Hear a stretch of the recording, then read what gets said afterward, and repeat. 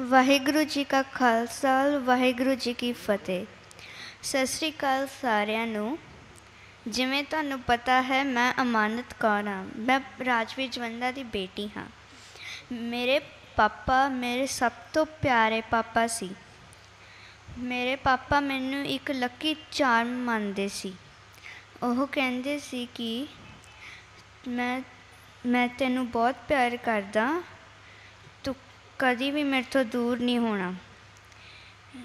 ਮੇਰੇ ਸਭ ਤੋਂ ਪਿਆਰੇ ਪਾਪਾ ਜਦੋਂ ਕਹਿੰਦੇ ਸੀ ਵੀ ਮੇਰੇ ਤੋਂ ਦੂਰ ਨਹੀਂ ਹੋਣਾ,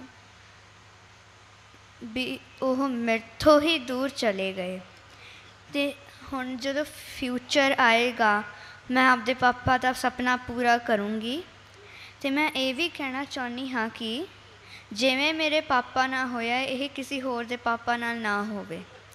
ਧੰਨਵਾਦ।